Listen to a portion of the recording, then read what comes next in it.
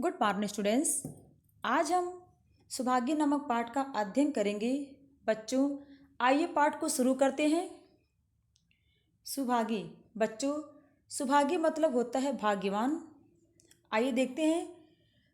कथा सम्राट मुंशी प्रेमचंद सामाजिक घटनाओं एवं तथ्यों का सजीव चित्रण करने में सिद्ध हस्त हैं।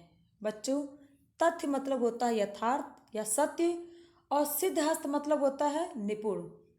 अर्थात मुंशी प्रेमचंद जी ऐसे कथाकार हैं जो समाज में घटने वाली घटनाओं का यथार्थ चित्रण करने में माहिर हैं, उसमें उन्हें निपुणता हासिल है। साधारणतः हमारे मस्तिष्क में नारी का कोमल ममतामय अबला रूप ही उभरता है। बच्चों, जब भी हम कहीं नारी की बात करते हैं तो हमारे मस्तिष्क में यही उभरता है कि नारी बहुत ही कोमल ममतामय और अबला होती हैं। किंतु इस कहानी में लेखक ने एक ऐसी कर्मठ और सहनशील नारी का चरित्र चित्रण किया है जो समाज की विसंगतियों से जूझती हुई अपने कर्तव्यों का सटीक पालन करती है और हर प्रकार से यह सिद्ध कर देती है कि वह पुरुषों से पीछे नहीं है।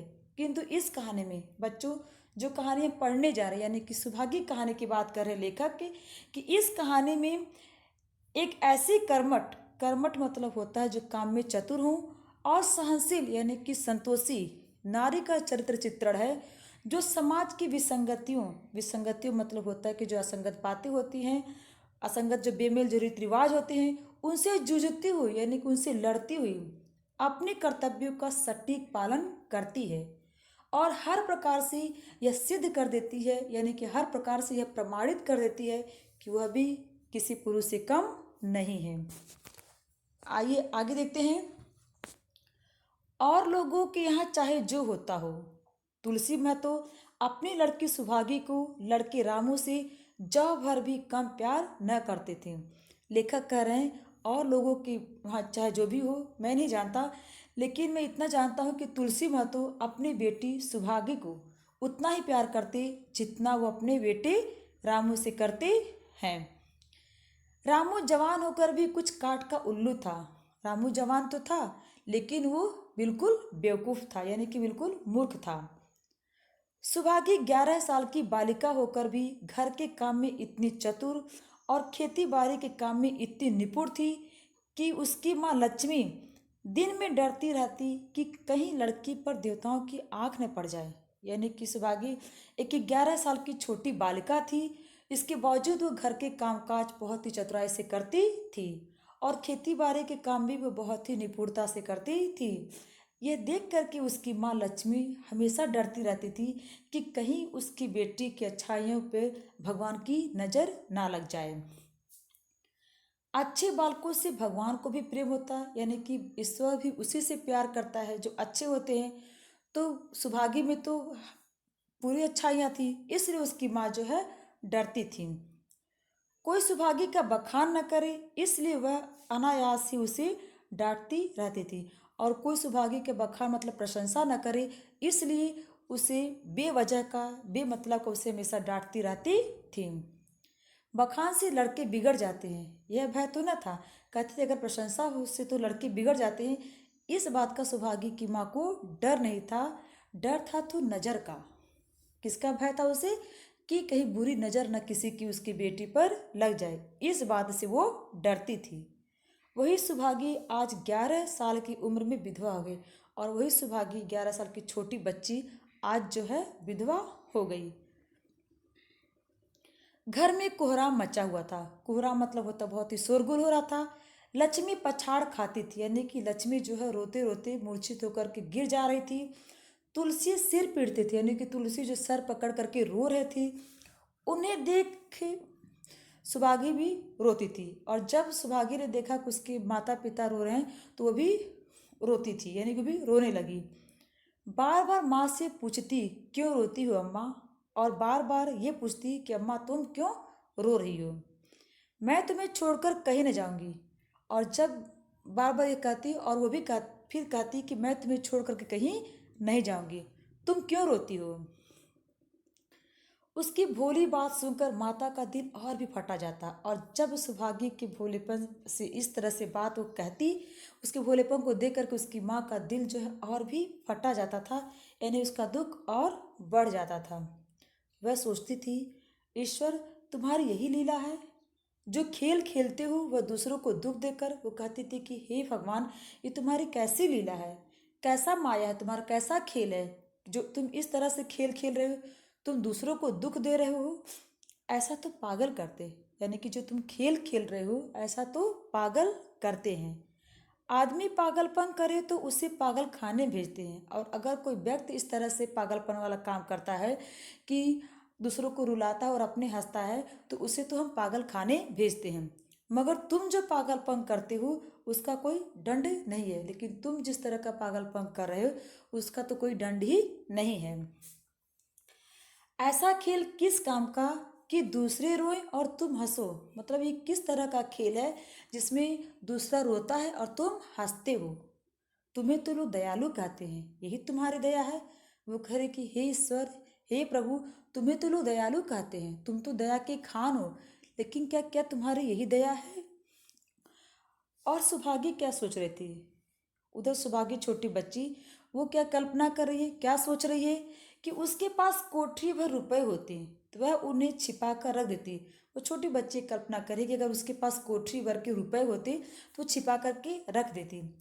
फिर एक दिन चुपके से बाजार चली जाती और अम्मा के लिए अच्छे अच्छे कपड़े लाती। दादा जब बाकी मांगने आती तो चट रुपए निकाल कर दे देती। अम्मा दादा कितने खुश होते। यानी कि छोटी बच्ची इस बात से अनजान, कोई विधवा हो गई है, उसे क्या मालूम कि लोग क्यों रो रहे हैं, विधवा क्या होता है, उसे इन सब चीज बातों से वो अनजान होकर के वो ये सोच रही है कि काश उसके पास बहुत सारे पैसे होते तो उस पैसे से वह अम्मा के लिए अच्छे अच्छे कपड़े लाती, और दादा जब भी पैसा मांगते तो उन्हें तुरंत निकाल करके दे देती। तो इससे अम्मा और दादा कितना खुश होते हैं, और यह सोच करके वह प्रसन्न हो रही थी। जब सुभागी जवान हुई, यानी कि जब सुभागी थोड़ी बड़ी हुई, तो लोग तुलसी महतो पर दबाव डालने लगी कि लड़की का कहीं घर कर दो। यानी कि जब सुभागी थोड़ी बड़ी हुई तो लोग कहने लगे कि उसका कहीं दूसरा ब्याह कर दो, घर कर दो, यानी कि दूसरा उसका ब्याह कर दो। जवान लड़की का यूँ फिरना ठीक नहीं। जब हमारी बिरादरी में इसकी कोई निंदा नहीं तो क्यों सोच विचार करते हो। कह रहे कि जब हमारी बिरादरी में तो ऐसा नहीं होता कि विधवा विवाह नहीं हो सकता, यानी कि हमारी बिरादरी में विधवा विवाह कर सकते हैं, तुम इतना क्यों सोच रहे हो, उसका कहीं शादी कर दो। अब वो बड़ी हो गई है, इस तरह से यहाँ वहाँ घूमती है, ये अच्छा नहीं है, इसलिए उसका कहीं तुम ब्याह कर दो। तुलसी ने कहा, भाई मैं तो तैयार हूँ। तुलसी ने कहा, मैं तो तैयार हूँ कि मैं अपने बच्ची का कहीं ब्याह कर दूँ। लेकिन जब सुभागी भी माने, यह तो किसी तरह राजी नहीं होती। यानी तुलसी ने कहा कि मैं तो तैयार हूँ अपनी बेटी की शादी के लिए, क्योंकि दूसरा ब्याह उसका मैं कर दूँ, लेकिन सुभागी किसी भी तरह से मान नहीं रही है। हरिहर ने सुभागी को समझाकर कहा, बेटी, हम तेरे ही भले की कहते हैं, माँ बाप बूढ़े हुए, उनका क्या भरोसा, तुम इस तरह कब तक बैठी रहोगी। हरिहर ने कहा कि बेटी, हम तुम्हारे भले के लिए कहते हैं, तुम्हारा भला चाहते हैं, माँ बाप भी तुम्हारे अब बूढ़े हो चुके हैं, और कब तक तुम इस तरह से बैठी रहोगी, तुम दूसरा ब्याह कर लो। सुभागी ने सिर झुका करके कहा, चाचा, मैं तुम्हारी बात समझ रही हूँ, लेकिन मेरा मन घर करने को नहीं कहता। वो कह रही, बाबा, मैं तुम्हारी हर बात को समझ रही हूँ, लेकिन मेरी इच्छा नहीं होती कि मैं दूसरा ब्याह करूँ। मुझे आराम की चिंता नहीं है, मुझे ऐसा नहीं कि मुझे आराम चाहिए, इसकी चिंता मुझे नहीं है। मैं सब कुछ झेलने को तैयार हूँ, यानी कि मेरे ऊपर जो भी विपत्ति, जो भी परेशानी आएगी, मैं उन सबको झेलने के लिए तैयार हूँ। और जो काम तुम कहो वह सिर आंखों के बल करोगी। और अगर तुम भी कोई काम कहते हो चाचा, तो मैं उस काम को भी बड़ी प्रसन्नता के साथ करूँगी। मगर घर करने को मुझसे ना कहो, यानी कि और कोई दूसरा काम कहो तो मैं बड़ी ही खुशी से करूँगी, लेकिन दूसरा ब्याह करने के लिए मुझसे मत कहो। जब मेरी चाल कुचाल देखना, कुचाल मतलब होता है बच्चों बुरा आचरण। वो कह रहे कि जब मेरा कोई बुरा आचरण देखना तो मेरा सिर काट लेना, यानी अगर मैं कहीं गलत रास्ते पर जाऊं तो तुम मेरा सिर काट लेना। अगर मैं सच्चे बाप की बेटी होंगी तो बात कभी पक्की होंगी, यानी कि अगर मैं अपने बाप की बेटी होंगी तो मैं अपने बात पे पक्की रहूंगी, यानी कि मैं जो है कोई गलत कार्य नहीं करूंगी और मैं जो है आप लोग को शर्मिंदा नहीं करूंगी।